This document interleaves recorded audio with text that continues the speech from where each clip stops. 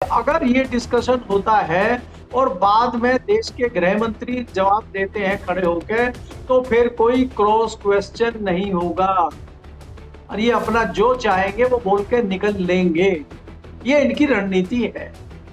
लेकिन मेरे ख्याल से विपक्ष इतना मूर्ख तो है नहीं जो इनकी बातों में आ जाएगा। और मुझे ये लग रहा है कि कोशिश हुई है स्पीकर के सामने बैठ के पक्ष विपक्ष की बात करने की, और वो गतिरोध टूट गया है और नहीं बन पाया है। ये सोच के ही किरण रिजिजू ने 2 दिन पहले कहा था कि गृह मंत्री जी हाउस में बयान देने को तैयार हैं और आप बात करिए। तो पक्ष और विपक्ष की एक मीटिंग स्पीकर के साथ हुई थी और विपक्ष इस बात पे तैयार नहीं हुआ। नमस्कार दोस्तों, कैसे हैं आप लोग। उम्मीद है आप सभी अच्छे होंगे। 20 जुलाई को मानसून सत्र संसद का शुरू हुआ था और अब अंतिम दौर में है। कल यानी कि 13 अगस्त को अंतिम दिन है, लेकिन 12 अगस्त को अमित शाह जी सामने आते हैं मीडिया के कैमरों के और कहते हैं कि मैं तो चाहता हूं चर्चा हो, मैं तो जवाब देना भी चाहता हूं, लेकिन ये विपक्ष वाले हैं, ये ऐसा होने नहीं दे रहे हैं। तो क्या अमित शाह जी की जो सरकार है वो इतनी कमजोर है कि संसद के अंदर विपक्ष उन्हें बोलने नहीं दे रहा। विपक्ष आरोप लगाता था कि भाई हमारा माइक बंद कर देते हैं। तो क्या इनके पैरों में बेड़ियां डाल दी है विपक्ष ने कि ये संसद में नहीं आ पा रहे हैं, ना मोदी जी आ रहे हैं, ना अमित शाह जी आ रहे हैं, या फिर राहुल गांधी ने और पूरे विपक्ष ने इनको ऐसा घेर लिया है कि ये मजबूर हो गए हैं कि ये संसद तो आएंगे नहीं और बाहर रहकर ये बताने, ये जतलाने की कोशिश करेंगे कि हम चर्चा चाहते हैं, हम सवालों के जवाब देना चाहते हैं, लेकिन ये विपक्ष वाले ऐसा होने नहीं दे रहा। तो चल क्या रहा है? क्या सरकार सरेंडर हो गई है क्या विपक्ष के आगे? करेंगे बात। केपी मलिक जी वरिष्ठ पत्रकार हमारे साथ जुड़े हैं। सर, बहुत बहुत स्वागत है आपका। बहुत बहुत धन्यवाद हिमांशु जी, आपका भी और हमारे दर्शकों का भी बहुत बहुत धन्यवाद, आभार। सर, 20 जुलाई को मानसून सत्र शुरू हुआ था, अब 13 अगस्त को खत्म हो जाएगा, लेकिन उससे एक दिन पहले अमित शाह जी का बयान सामने आया है कि मैं चर्चा के लिए तैयार हूं, सारे जवाब देने के लिए तैयार हूं। विपक्ष तो कह रहा है कि आप एक स्टेटमेंट दे दीजिए कि किसने ऑर्डर दिया था, लेकिन ये तो कह रहे हैं हम 3 बजे आप से लेकर 3 बजे तक चर्चा के लिए तैयार हैं और आप तैयार नहीं हैं। हम वहां जाकर क्या करेंगे, चर्चा हो ही नहीं पा रही है, इसलिए हम वहां जाने का कोई औचित्य नहीं बनता। ये अमित शाह जी का बयान आज निकलकर सामने आया, क्या मायने हैं इसके? देखिए हिमांशु, ये जो मानसून सेशन है इसमें कई सारे महत्वपूर्ण बिल आने थे और कई सारे अच्छे विषयों पर इस पे चर्चा होती है। सारा सत्र चला गया है, अब चंद घंटे बचे हैं। 24 घंटे से भी कम घंटे हैं जो सत्र के बचे हुए हैं, और इस पे जो है ये तुर्क के इक्के निकाल निकाल के यूज करने की कोशिश कर रहे हैं। तमाम पैंतरेबाजी जो है सरकार की तरफ से हो रही है। अब ये जो अमित शाह जी ने नया जुमला छोड़ा है, 2 एजेंसियों को कोने में बुला के पार्लियामेंट के, उन्होंने कहा है कि भाई आज 3 बजे से जो है चिट पहले तो आप चिट्ठी लिख दीजिए स्पीकर को, फिर चर्चा शुरू कर दीजिए 3 बजे से, और फिर हम जो है 3 बजे आके जो है जवाब दे देंगे। ये हाउस चलाने का काम क्या अमित शाह जी विपक्ष को दे रहे हैं क्या? ये क्या विपक्ष का काम है क्या सारा सिस्टम बनाने का? स्पीकर क्यों नहीं मीटिंग बुला रहे पक्ष और विपक्ष की, और ये तय अंदर टेबल पे बैठ के कमरे में क्यों नहीं कर रहे हैं, मीडिया के सामने क्यों कर रहे हैं? इसका कारण क्या है? इसका टेक्निकल कारण जो हम जैसे लोग समझते हैं हिमांशु, कि ये जो चर्चा चाहते हैं कि चर्चा में खूब बहस हो, इनके लोग भी बोले, इनके लोग तो विद्वान लोग हैं भारतीय जनता पार्टी के पास, तो अविद्वानों के नाम भी आपको पता है कौन कौन क्या बोलेंगे। दूसरी बात यह है कि अगर ये डिस्कशन होता है और बाद में देश के गृह मंत्री जवाब देते हैं खड़े होकर, तो फिर कोई क्रॉस क्वेश्चन नहीं होगा और ये अपना जो चाहेंगे वो बोल के निकल लेंगे। ये इनकी रणनीति है। लेकिन मेरे ख्याल से विपक्ष इतना मूर्ख तो है नहीं जो इनकी बातों में आ जाएगा।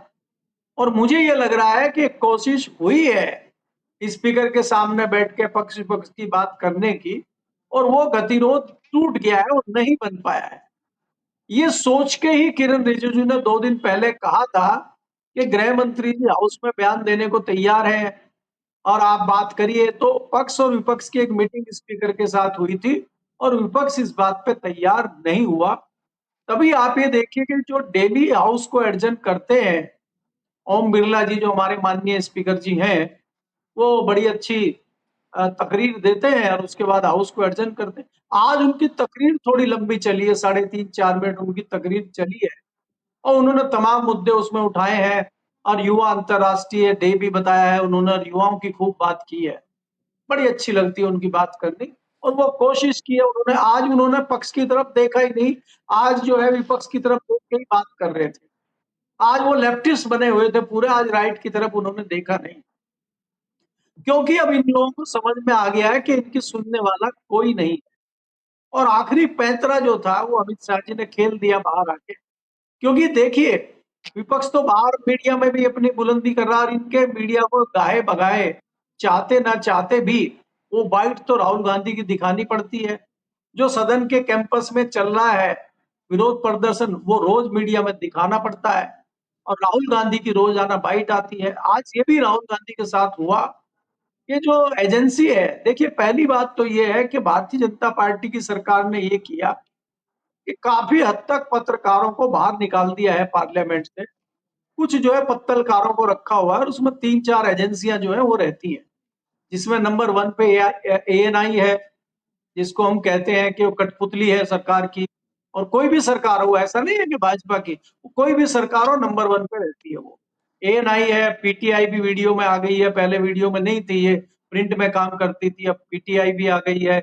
और आईएनएस जो है वो हमारे महामानव जो उनके चेले हैं अंबानी जी, उन्होंने, अडानी जी ने खरीद ली है, तो वो उनकी एजेंसी है, तो वो आईएनएस भी रहती है। ये 3-4 एजेंसियां हैं, लेकिन दो ही हाथ लगी आज अमित शाह जी के, पीटीआई और एएनआई, और दोनों पे उन्होंने बाइट लंबी चौड़ी दी और कहा कि देखिए हम तो चर्चा करना चाहते हैं और वो हम जो है 3 बजे से ये कर लेंगे वो कर लेंगे, तमाम उन्होंने कहानी सुनाई। अच्छा इसी के सर, उलट एक जवाब चीज और राहुल है। गांधी नहीं, इसमें एक इसमें इसमें हिमांशु खत्म कर रहा हूँ। इसी में जब आप उसके उलट राहुल गांधी की बाइट देखते हैं, तो यही एजेंसी के जो मोहतरमा पत्रकार हैं, वो बीच-बीच में उनको डिस्टर्ब कर रहे हैं और वो ऐसी डाँट लगाते हैं इनको, तो वो कहते हैं क्या इसी प्रकार से डिस्टर्ब आप अमित शाह जी को भी करते हो? जब वो कुछ नहीं बोलते तो पूछते हैं क्यों डर रहे हो आप उनसे? ऐसा क्या है उनमें? जब युवा छात्र नहीं डर रहे हैं तो आप भी मत डरिए। ये उनका हम्म ढांढस बना के जाते हैं राहुल गांधी। तो ये हम्म परिस्थितियां बन गई हैं देश में कि मीडिया के सामने जो है पार्लियामेंट में युद्ध लड़ा जा रहा है और पार्लियामेंट पे जहां बहस होनी चाहिए, तर्क होनी चाहिए, जहां वाद विवाद होना चाहिए, वो सारा जो है सेशन पूरा निकाल दिया गया है। जनता के हितों को अनदेखी करके और आप मीडिया में पैंतरेबाजी सरकार की चल रही है। और सरकार, मुझे लग रहा है अभी एक सरकार बैकफुट पे है और सरकार बुरी तरह गिरी हुई है। और इसमें हम्म देखिए आप कि जहाँ पे अमित शाह के ऊपर पूरा फोकस है, वहाँ मोदी जी तो गायब हैं ही। मोदी हम्म जी दिख ही नहीं रहे कहीं, तस्वीर से गायब हो गए हैं। तो ये बड़े आश्चर्य की बात है। जी। हम्म। अच्छा सर, एक तरफ तो अमित शाह जी कह रहे हैं, इस बात का जिक्र कर रहे हैं खुद ही कि मैं डेली पार्लियामेंट आ रहा हूं। ठीक है, इस बात को किरण रिजिजू जी ने भी सदन के अंदर कहा था कि अमित शाह जी डेली आ रहे हैं, लेकिन सदन में नहीं आ रहे हैं। सदन में इसलिए नहीं आ रहे हैं क्योंकि अमित शाह जी को लगता है वहां जाकर करेंगे क्या, चर्चा तो हो नहीं रही है। अब विपक्ष चर्चा करने नहीं दे रहा है तो पार्लियामेंट अगर चल रही है तो हम वहां पर मौजूद नहीं रहेंगे। पहली बात तो ये कह रहे हैं, और दूसरा ये कह रहे हैं कि हम जब भाषण देंगे या हम जब बात करेंगे तब पता चलेगा कि डर कौन रहा है। असल में डर का जिक्र अमित शाह जी क्यों कर रहे हैं? 20 जुलाई से आज 12 अगस्त हो गई, दिखाई नहीं दिए सदन के भीतर, और डर की बात कर रहे हैं विपक्ष के लिए। ये तो कमाल हो गया, उल्टा चोर कोतवाल को डांटे। मतलब हद है ये तो। देखिए हिमांशु, यही तो इस सरकार की रणनीति है और यही तो इसकी कारस्तानी है इस सरकार की।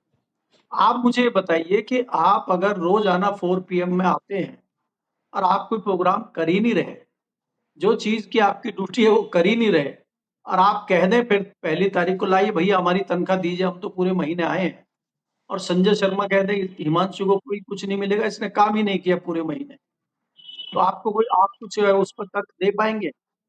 अरे भाई, आप ऑफिस आ रहे हैं लेकिन अपना काम तो करिए जिस काम के लिए रखा गया आपको। तो आपको क्या इस काम के लिए रखा गया है सदन में गृह मंत्री बना के कि आप आइए कमरे में बैठिए, सांसदों की तोड़-फोड़ करिए, अपने भाजपा के मुख्यमंत्रियों से मिलिए, कार्यकर्ताओं से मिलिए, फोटो खिंचवाइए और निकल लीजिए घर? या हाउस में भी जवाब देने के लिए, कुछ करने के लिए आपको रखा गया है? तो ये अजीब-सा तर्क देके अपनी मूर्खता सिद्ध कर रहे हैं कि इस तरह की बातें इनके सांसद, इनके मंत्री कर रहे हैं। कहने को कुछ नहीं है। इतिहास में, पार्लियामेंट के इतिहास में, लोकतंत्र के इतिहास में, संसदीय इतिहास में हम जैसे पत्रकार जो 3 साढ़े 3 दशक से बहुत बारीकी से पार्लियामेंट को कवर कर रहे हैं, वो ये देख रहे हैं कि नए-नए कीर्तिमान स्थापित हो रहे हैं इस सरकार में, चाहे वो संसद हो और चाहे वो सरकार हो। हमने पहली बार देखा है कि पूरा एक मानसून सत्र निकल गया और प्रधानमंत्री और देश के गृह मंत्री गायब हैं सदन से। ये भी एक नया कीर्तिमान इसी सरकार में हुआ है, क्योंकि ये नेहरू के सारे कीर्तिमान इनको तोड़ने हैं। तो नेहरू का ये भी कीर्तिमान तोड़ दिया। नेहरू तो एक दिन भी नहीं गैर हाजिर रह पाया वो। ये रोज रह गए, देखो इनका कितना बढ़िया कीर्तिमान है। तो ये हर चीज में कीर्तिमान स्थापित करना चाहते हैं और इसमें भी एक कीर्तिमान स्थापित कर चुके हैं। अच्छा, एक चीज और है सर कि ये सुषमा स्वराज जी हो या अरुण जेटली जी हो, वो भी सदन का नेतृत्व तो कर चुके हैं विपक्ष में रहते हुए। वो तो कहते थे कि ये गतिरोध बड़ा जरूरी है, लेकिन अमित शाह जी कह रहे हैं गतिरोध विपक्ष कर रहा है तो हम सदन में जाकर क्या करेंगे। ये तो अपनी पार्टी के जो दिवंगत नेता हैं उनकी बातों को गलत ठहरा रहे हैं। देखिए हिमांशु, अगर आप देखें इनका ये कहना कि हम वहां पे जाके क्या करेंगे, बड़ा दुर्भाग्यपूर्ण है और इनके विवेक को और इनकी चीजों को, इनके ज्ञान को दर्शाता है कि ये किस तरह के चाणक्य इनको अभी तक बना के रखा था, तो इनकी असली चाणक्यगिरी क्या है। आप मुझे बताइए कि विपक्ष का काम क्या है? विपक्ष किस लिए होता है? विपक्ष को भी देश की जनता ने चुन के भेजा है ना, वो ऐसे जबरदस्ती तो घुस नहीं गए वहां। वो भी एक बहुत बड़े लोगों के प्रतिनिधि बन के, बहुत बड़े वर्ग के प्रतिनिधि बन के वहां सदन में बैठे हैं और उनका काम है सरकार से सवाल पूछना। उनका काम है सरकार को डिस्टर्ब करना। सरकार का काम है उनको सेटिस्फाई करना और उनके सवालों का जवाब देना। इसीलिए तो संसद है। और संसद में कोई फैक्ट्री थोड़ी चल रही है, वहां पे कोई उत्पादन थोड़ी हो रहा है। हालांकि ये कोशिश कर रहे हैं उत्पादन करने की कि उसको बैंक्वेट हॉल बना जाए, क्योंकि मंगल मिलन तो शुरू हो गया है। अभी होली मिलन, दीपावली मिलन, और हम तो कह रहे थे कल को बीत गई है शिवरात्रि, शिवरात्रि मिलन भी कर देते वहां लोगों का। तो मैं आपको ये कह रहा हूं कि ये तो एक नई परंपराएं शुरू कर रहे हैं और दूसरों की लकीर मिटा के अपनी लकीर बड़ा करना चाहते हैं, जबकि इनको चाहिए कि ये नई लकीर खींचे। तो गृह मंत्री का ये कहना कि हम वहां जाके क्या करेंगे, बहुत दुर्भाग्यपूर्ण है। दूसरी बात ये है कि जब इस तरह के मसले होते हैं, तब बड़ी भूमिका स्पीकर की होती है और स्पीकर दोनों को समझा के अपनी टेबल पे तय करता है कि भाई आपका विरोध जितना होना था हो गया। एक मैसेज जनता में चला गया कि इस मुद्दे पे आप विरोध कर रहे हैं, अब सदन को चलने दिया जाए।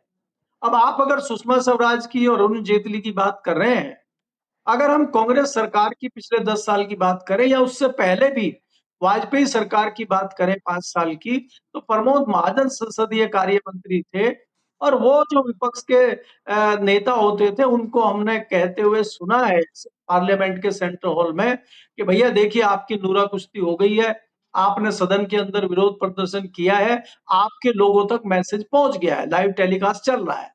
अब सरकार को काम करने दीजिए। और वो फिर सबके लिए चाय ऑर्डर करते थे, वहां पे लस्सी ऑर्डर करते थे सेंट्रल हॉल में और सब चाय नाश्ता करके और फिर शाम को हाउस शुरू हो जाता था या सहमति बन जाती थी। अगले दिन सुबह 11 बजे हाउस पूरा दिन चलता था। एक दिन 2 दिन डिस्टर्ब हुआ और सब तय हो जाता था आपस में। और इतनी उस तरह की कड़वाहट नहीं थी, उस तरह की दुश्मनी नहीं थी। हाउस में भले ही एक दूसरा तेजी से बोले, डांटने फटकारने की बात हो, एग्रेसिव होने की बात हो, लेकिन बाहर एक कोई इस तरह की चीजें हमने देखी नहीं अपने जीवन में। ये कड़वाहट जो बढ़ी है, ये पिछले 10-12 सालों में हमने देखी है कि दोनों दलों में इस प्रकार की दुश्मनी जैसे हो गई हो, जैसे एक दूसरे के दुश्मन हैं। ये जो पिछले दिनों हुआ है, मुझे लगता है ये भारतीय लोकतंत्र के लिए दुर्भाग्यपूर्ण है। अगर आप कांग्रेस की बात भी करते हैं, कांग्रेस में जितना कांग्रेस सम्मान देती थी, चाहे वो सुषमा स्वराज हो, लोकसभा की नेता थी वो, और चाहे अरुण जेटली राज्यसभा के नेता हों, इनको बड़ा सम्मान और उचित चीजें होती थी और कोई भी कई कई बार हमने देखा डिस्कशन करते हुए, और अरुण जेटली खूब खिंचाई सरकार की करते थे और सरकार उसका जवाब देती थी, हाउस एडजर्न भी होते थे, विरोध भी होता था और हमने तो उनके प्रधानमंत्री पे इतने कटाक्ष करते हुए सुषमा स्वराज को सुना है, इतनी शेरो शायरी सुनी है और इतने कड़वे-कड़वे सवाल जो है सुषमा स्वराज पार्लियामेंट में प्रधानमंत्री से पूछती थी और प्रधानमंत्री मनमोहन सिंह मुस्कुराते रहते थे। और वहां पे भी चीजें हुई है, विरोध ऐसा तो है नहीं कि भारतीय जनता पार्टी ने बड़े आराम से सदन चलने दिया था। भारतीय जनता पार्टी खूब डिस्टर्ब करती थी। हर हफ्ते इनके पास एक बड़ा इश्यू होता था। इनको याद नहीं आता है कि कोल घोटाले पे, 2G घोटाले पे, कॉमनवेल्थ घोटाले पे इन्होंने क्या हड़कंप पार्लियामेंट में मचाया था। और आज कोल घोटाले की और 2G घोटाले की क्या रिपोर्ट्स आई हैं, ये नहीं पता इनको। तो इस तरह से करना ये मुझे लगता है कि लोकतंत्र के लिए दुर्भाग्यपूर्ण है। इस मामले पर संज्ञान लेते हुए दोनों पक्षों को ये बात समझनी चाहिए और भारतीय जनता पार्टी को चीजों को समझना चाहिए। आपने गलती की है तो सहर्ष आप स्वीकार करें। लेकिन आपने इतनी बड़ी-बड़ी गलतियां की हैं कि वो आपके गले की हड्डी बन गई है, आपको जवाब देते नहीं बन रहा है। मैं बार-बार कह रहा हूं इस बात को कि कैसे इस बात को एक्सेप्ट गृह मंत्री करेंगे जब पहला सवाल पूछा जाएगा कि जो लाठी चार्ज हुई है, जो बैलेट की गोलियां चली हैं, जो कील में लाठी में कील लगा के जो बच्चों की पिटाई हुई है, वो आदेश किसने दिया था? अगर अमित शाह कहते हैं हाँ मैंने आदेश दिया था, तो युवा इनका क्या हाल करेगा वो इनको पता है। और अगर ये कह देते हैं कि भाई मैंने आदेश नहीं दिया, तो फिर आप इस काबिल नहीं है कि आप गृह मंत्री रहे, क्योंकि पुलिस आपके अंडर आती है और दिल्ली पुलिस तो डायरेक्ट ही आपके अंडर आती है, तो तत्काल आप इस्तीफा दीजिए। तो ये दोनों तरफा फंसे हुए हैं। और तीसरा जो ब्रह्मास्त्र वहां पे अयोध्या का चल रहा है, श्री राम मंदिर में चोरी का, डकैती का, उस पर चंपत राय जी इनको पेल देंगे। तो ये चौतरफा गिर गए हैं, इसलिए इनको ये दिक्कतें आ रही हैं कि हाउस में बोले तो क्या बोले। इसलिए इनको हम्म। समझ नहीं आ रहा और इसीलिए ये नूरा कुश्ती का खेल चल रहा है और ये स्पीकर के कमरे से लड़ाई निकल के बाहर मीडिया के कैमरे तक आ पहुंची है। जी। सर, तो संसद संसद को फिर चलाना ही नहीं चाहिए ना, मतलब टैक्स पेयर्स के पैसे को बर्बाद ही नहीं करना चाहिए इनको। अगर संसद के भीतर अगर कुछ नहीं बोलना है तो फिर संसद चलने का मतलब क्या है? क्योंकि राहुल गांधी बोलेंगे, विपक्ष के नेता अगर बोलेंगे, अपने सवाल उठाएंगे, तो फिर जो हेड ऑफ द पार्लियामेंट के हैं, जो सदन के जो हेड हैं, वो कहेंगे कि आप मत बोलिए, आपका माइक बंद कर देंगे, आपको बोलने नहीं देंगे, या फिर जो सत्ता पक्ष वाले वो हंगामा करेंगे। सत्ता पक्ष के जो मुखिया हैं वो आकर खुद बोलेंगे नहीं, सबको बाहर जाकर जो मीडिया है उसी को बाइट देनी है, तो फिर बाहर ही बात करिए ना, सदन चल ही क्यों रहा है? सदन चलना ही नहीं चाहिए मानसून सत्र के नाम पर। जैसे उत्तर प्रदेश में हुआ ना, 3 दिन का आपने जो है वो ऐसे हींग छिड़क दिया, तो वैसे ही आप दिल्ली में भी करिए, 2 दिन की हींग छिड़क दीजिए, क्या ही फर्क पड़ता है इस बात से? देखिए हिमांशु, ये दिल्ली में जो कोशिश हो रही है सरकार की, क्योंकि सरकार की जिम्मेदारी होती है सदन चलाना, सरकार सदन चलाती है, वही तय करती है कितने दिन का सेशन होगा, कितने दिन सदन चलेगी, वो सारा काम करना सरकार की जिम्मेदारी होती है और उसमें महत्वपूर्ण भूमिका होती है लोकसभा स्पीकर की। तो हम्म। ये लोकसभा स्पीकर को चाहिए कि वो सारे मामले तय करें और हाउस चलाने में सहयोग करें। और वो जो स्पीकर होते हैं उनकी छवि इस प्रकार की होती है कि वो दोनों दलों के नेता हैं, चाहे वो पक्ष हो चाहे वो विपक्ष हो। यहाँ पे पिछले 10 साल से ये भूमिका नहीं बन पाई है कि जो स्पीकर हैं, वो सबके नेता हैं। वो कहीं न कहीं जिस प्रकार से झुकाव उनका राइट की तरफ रहता है, जिस प्रकार से आज भी लगता है कि कहीं न कहीं सरकार की तरफ इनका झुकाव है, तो वो विपक्ष को उस प्रकार से दबाव में नहीं ले पाते हैं, विपक्ष को उस तरह से अपने हिसाब से वो नहीं मोड़ पाते। नहीं तो हमने इससे पहले तमाम स्पीकर देखे हैं, जिनकी छवि इस प्रकार की बन गई थी कि पहले वो एक सियासी दल से जुड़े हुए थे, लेकिन जब से वो स्पीकर बने हैं, तब से उस दल से उनका नाता उस तरह का नहीं रहा और वो तमाम दलों को अपने दल समझते हैं और वो एक ऐसी कुर्सी में बैठे हैं, जहाँ से उनको निर्णय लेने होते हैं। एक ऐसे अ, आसन पे बैठे हैं, जो किसी सरकार का, किसी पक्ष-विपक्ष का नहीं है, वो स्वतंत्र है और हमें स्वतंत्र निर्णय लेने होते हैं। इस तरह की छवि अभी तक ओम बिरला जी नहीं बना पाए हैं, मुझे लगता है, ये मेरा निजी विचार है, कि मुझे ये लगता है कि वो इस तरह की छवि नहीं बना पाए हैं और वो भी बहुत महत्वपूर्ण है ऐसे में बनना। अगर उनकी छवि बहुत अच्छी होती, तो वो कहीं न कहीं कांग्रेस पे, विपक्ष पे एक दबाव डाल सकते थे। दबाव इसलिए नहीं डाल पा रहे हैं क्योंकि उनकी छवि उस प्रकार की नहीं बन पाई है।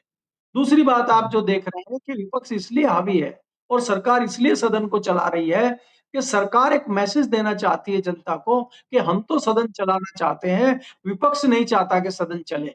वो जो बॉल अभी तक सरकार के पाले में थी, उस बॉल को धकेल कर विपक्ष के पाले में डालना चाहता है और जैसे ही बॉल विपक्ष के पाले में जाए, तब तक हाउस खत्म हो जाए और लोग कहें कि भैया विपक्ष बदमाशी कर रहा है, विपक्ष हाउस नहीं चलने दे रहा है। तो ये कोशिश जो सरकार की है, उस कोशिश में भी सरकार मुझे नहीं लगता कि पास होती दिखाई दे रही है, क्योंकि कोशिशें चल रही हैं, चाहे वो रिजिजू का ये हो कि भाई गृह मंत्री बोलना चाहते हैं, चाहे अमित शाह का ये हो कि मैं बोलना चाहता हूँ, लेकिन जनता सब चीजें समझ रही है। इस मामले पे इतनी लंबी बहस की जरूरत ही नहीं है, जब आपका एक स्टेटमेंट मांगा जा रहा है और स्टेटमेंट में आपको खतरा यही है कि आपके क्रॉस क्वेश्चन होंगे, तो उससे आप डरे हुए हैं, इसीलिए आप हाउस नहीं जा रहे हैं। क्योंकि इनको पिछला भी अगर आप देखेंगे कि जिस प्रकार से अंबेडकर पे इन्होंने एक बयान दिया था, कुछ सांसदों ने अंबेडकर की बात बार-बार की थी, इन्होंने कहा था बार-बार अंबेडकर, अंबेडकर कर रहे हो, अगर भगवान का नाम इतना ले लोगे, तो तुम्हारी नैया पार हो जाएगी। तो नैया इनकी पार हो गई अयोध्या में। अयोध्या से भगवान राम ने इनको विदाई दे दी है और खाली अयोध्या ही नहीं आसपास से भी इनको दे दी। तो इनको उस चीज का डर लग रहा है कि कहीं मेरा बयान उल्टा ना पड़ जाए, इस चक्कर में हाउस में नहीं जा रहे हैं और बयान नहीं दे रहे हैं। जी। और सिर्फ छवि बनाई जा रही है कि अमित शाह जी बोलेंगे तो सुनना पड़ेगा, सुनिएगा, भागिएगा मत, डरिएगा मत। मतलब कमाल का करते हैं। और अमित शाह जी कह रहे हैं हम जाकर वहां करेंगे क्या। बहुत बहुत शुक्रिया सर हमारे साथ जुड़ने के लिए, तमाम बातचीत के लिए। हमारे दर्शक किस तरह से देख रहे हैं इस विषय को कमेंट करके जरूर बताएं। इस वीडियो को लाइक करना, शेयर करना मत भूलिएगा। हमारे चैनल को सब्सक्राइब नहीं किया तो वो भी जरूर कीजिएगा। आप हमें सहयोग भी कर सकते हैं ज्वाइन बटन पर क्लिक करके। बहुत बहुत धन्यवाद।